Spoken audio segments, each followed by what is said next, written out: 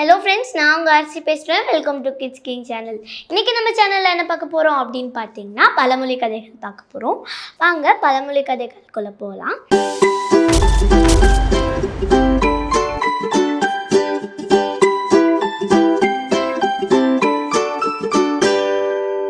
அந்த கதையோட தலைப்பு என்ன அப்படின்னு பார்த்தீங்கன்னா, ஒன்றுபட்டால் உண்டு வாழ்வு. அதுதான் அந்த கதையோட தலைப்பு. ஆக்சுவலாக அந்த ஒன்றுபட்டால் உண்டு வாழ்வு அது ஒரு பழமொழி. அந்த பழமொழியை பேஸ் பண்ணி தான் இந்த கதை இருக்குது. வாங்க அந்த கதைக்குள்ளே போகலாம். ஒரு காடு, அடர்ந்த காடு. அந்த காட்டில் ஒரு மரத்தில் ஒரு புறா கூட்டம் இருந்துட்டு இருந்துச்சு. அந்த மரத்தில் தான் நிறைய நாளாக அந்த புறா கூட்டங்கள் இருக்கும். அந்த புறா கூட்டங்கள் தினமும் கூட்டமாக கிளம்பி, காலையில் ஆனால் கூட்டமாக கிளம்பி சாப்பாடு தேட, அதாவது இறை தேட பறந்து ரொம்ப தூரம் போகும். ரொம்ப தூரம் போயிட்டு எப்போ அவங்களுக்கு நெல் அந்த மாதிரி சாப்பாடு கிடைக்குதோ அப்போ அங்கே உட்காந்து சாப்பிட்டுட்டு திரும்பி பறந்து சாயந்தரம் நேரத்தில் அவங்க அதே மரத்துக்கு வந்துடுவாங்க. அந்த கூட்டத்தில் இருந்த புறாக்கள் எல்லாமே இளம் புறாக்கள். அதில் ஒரே ஒரு புறா மட்டும்தான் வயசான புறா, அதாவது ஏஜ்டான புறானா ஒரே ஒரு புறா தான் அந்த கூட்டத்திலே ரொம்ப வயசான புறா. மீதி எல்லாமே இளம் புறாக்கள் தான். அந்த வயசான புறா அனுபவப்பட்டனால இது தப்பு, இது கரெக்டு அப்படின்னு அட்வைஸ் பண்ணுவாங்க.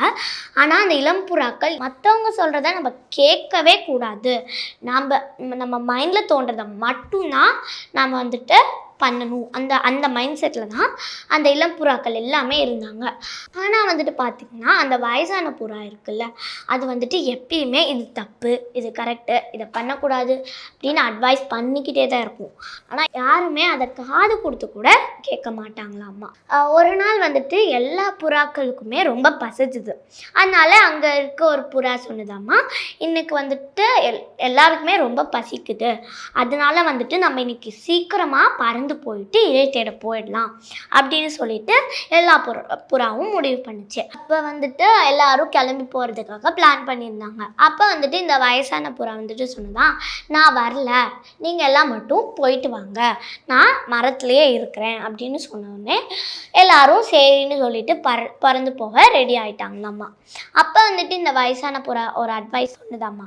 என்ன சொன்னதாம்மா, நீங்கள் பறந்து போங்க, ஆனால் பார்த்து போங்க, தானியங்கள் நீங்கள் தினமும் எங்கே சாப்பிடுவீங்களோ அந்த மாதிரி ஒரு இடத்துக்கு நீங்கள் போங்க. இந்த அடர்ந்த காட்டு பகுதியில் எங்கேயுமே தானியம் வளராது.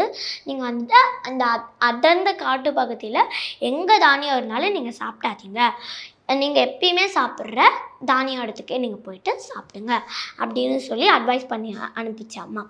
அப்போ இந்த இளம் புறாக்கள் சொன்னதாம்மா, அது எப்பயுமே உளறிக்கிட்டு தான் இருக்கும், அது சொல்கிறத கேட்காதீங்க அப்படி சொல்லிட்டு எல்லாரும் பறந்து போட்டாங்களாம்மா. அப்போ இந்த வயசான புறா என்ன சொன்னதாம்மா, நீங்கள் எப்படி நான் சொல்கிற அட்வைஸ் எல்லாமே கேட்காமே இருக்கீங்க, ஒரு நாள் நீங்கள் ஆபத்தில் மாட்டுவீங்க அப்படின்னு சொன்னதாம்மா. அப்போ இந்த இளம் புறாக்கள்லாம் மாட்டினா பார்த்துக்கலாம் அப்படின்னு சொல்லிட்டு எல்லாரும் பறந்து போயிட்டாங்களாம்மா. போயிட்டு இருக்கும்போது அவங்க தினமும் சாப்பிட்ற தானியங்கள் இருக்க இடத்துக்கிட்ட போயிட்டாங்க. ஆனால் அப்போ தான் கீழே பார்க்கும்போது அந்த காட்டிலேயே தானியங்கள் நிறைய இறஞ்சி கிடந்துச்சு. இவங்க எதுவுமே யோசிக்காமல் கீழே பறந்து போயிட்டாங்களாம்மா.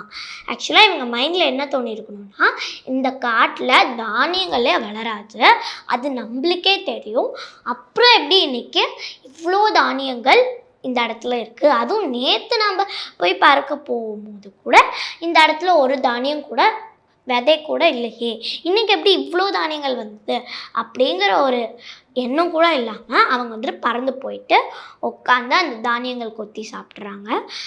சாப்பிட்டுட்டு இருக்கும்போது அந்த வேட்டைக்காரன் இருக்காங்க, இது ஆக்சுவலாக வேட்டைக்காரன் பண்ண சதி. புறாவை வேட்டையாட்டி சாப்பிடுவாங்கல்ல ஒரு சிலர், அவங்கெல்லாம் பண்ண சதி தான் இந்த தானியங்கள் அந்த காட்டில் போட்டு வச்சுருந்தாங்க. இது வேட்டைக்காரன் பண்ண சதின்னு எந்த புறாக்கும் மைண்டில் தோணாமல் ரொம்ப பசியாக இருந்தனால ஒன்று விடாமல் எல்லா புறாக்களுமே அந்த இறஞ்சி கிடந்த தானியங்கள் எல்லாத்தையுமே சாப்பிட்டுச்சாம்மா. அப்புறம் பசி ஆறிடுச்சு, திரும்பி நம்ம மரத்துக்கே போகலாம் அப்படின்னு சொல்லிட்டு எல்லாரும் பறந்து போக முடிவு பண்ணும்போது தான் தெரிஞ்சுது அவங்க கால்கள்லாம் வலையில் மாட்டியிருக்கு அப்படின்னு. அப்போ தான் தெரிஞ்சுது இது வேட்டைக்காரர்கள் பண்ண சதி. அப்போவே அந்த வயதான புறா அவங்க சொன்னாங்க, அவங்க அட்வைஸை கேட்காம நம்ம இப்படி மாட்டிக்கிட்டோமே, கடவுளே அந்த வேட்டைக்காரர்கள் பார்த்து எங்களை சாப்பிட்றதுக்கு முன்னாடி எங்களை காப்பாற்றிடுங்க அப்படின்னு சொல்லிட்டு கடவுள்கிட்ட எல்லாருமே வேண்டிகிட்டு இருக்காங்களாம்மா. அப்போ அந்த மரத்தில் இருக்குல்ல வயதான புறா, அது நினச்சிதாம்மா, ஐயோ இளம் புறாக்கள் எல்லாம் போய் ரொம்ப நேரம் ஆச்சு, இன்னும் காணோமே, அது போயிருந்தா கூட இந்நேரம் நாம் சாப்பிட்ற தானியங்கள்லாம் சாப்பிட்டுட்டு திரும்பி வந்திருக்கணும்ல, இன்னும் வரலையே அப்படின்னு நினச்சிக்கிட்டு இந்த வயதான புறா பறந்து போய் எங்கே தானியங்கள் சாப்பிடுவாங்களோ அந்த இடத்துக்கு பறந்து போயிட்டுருக்கு. அப்போ கீழே பார்க்கும்போது தான் தெரிஞ்சது இந்த மாதிரி இவங்க ஒரு வலையில் மாட்டியிருக்காங்கன்னு. அப்போ அந்த வயதான புறா போயிட்டு அந்த வலைக்கு பக்கத்தில் போய் உட்காருது. உட்கார்ந்தோடனே அந்த இளம் புறாக்கள் தான் இந்த வயதான புறாக்கள் கிட்ட சொல்லுதாம்மா, வயதான புறாவே எங்களை மன்னிச்சிருங்க, நீங்கள் நீங்கள் சொல்கிற ஒரு அட்வைஸ் கூட நாங்கள் கேட்கவே இல்லை, அட்லீஸ்ட் நாங்கள் பறந்து வரத்துக்கு முன்னாடி நீங்கள் ஒன்று சொன்னீங்க, அதை கூட நாங்கள் கேட்கல, இனிமேல் நீங்கள் சொல்கிறது எல்லாமே நாங்கள் கேட்குறோம், நீங்கள் அனுபவப்பட்டிருக்கீங்க, நீங்கள் எங்கள் வயசெல்லாம் தாண்டி தான் வந்திருக்கீங்கல்ல, அதனால இந்த மழையிலேருந்து தப்பிக்கிறதுக்கு கண்டிப்பாக உங்களுக்கு ஒரு வழி தெரிஞ்சிருக்கும், தயவு செஞ்சு அந்த வழி எங்ககிட்ட சொல்லுங்கன்னு. அப்போ தான் அவங்கெல்லாம் பார்க்குறாங்க, மரங்கள்லாம் உரசி காட்டுத்தீ ஏற்பட்டிருக்கு அவங்க அந்த புறாக்கள்லாம் இருக்க இடத்துலையே. அப்போ அந்த காட்டுத்தீ வேகமாக அந்த புறாக்கள் இருக்க இடத்துக்கு நோக்கி வருது. அப்போ அந்த இளம்புறாக்கள் வலையில் மாட்டியிருக்கல இளம்புறாக்கள் அது எல்லாமே கடவுளே நீ தான் எங்களை காப்பாற்றணும் அப்படின்னு சொல்லி ரொம்ப ஒரு மாதிரி அழுதுகிட்டே வேண்டிகிட்டு இருந்தாங்களாம்மா.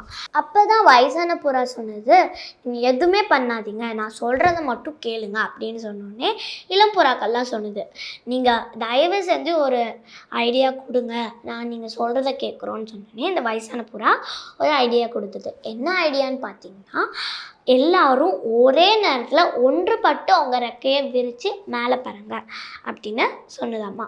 அப்புறம் எல்லாரும் ஒரே டைமில் வானத்தில் பறந்தாங்க. வயதான புறாவும் மேலே வானத்தில் பறந்தது. எல்லாரும் கீழே பார்க்குறாங்க. அப்போ தான் அந்த இளம் புறாக்களுக்கெல்லாம் புரிஞ்சுதாம்மா, வயதான புறா இல்லைன்னா இந்த நெருப்பிலே எரிஞ்சிருப்போம் அப்படின்னு சொல்லிட்டு எல்லாரும் அதே மாதிரி பறந்து அவங்க மரத்தில் போய் உட்கார்றாங்க.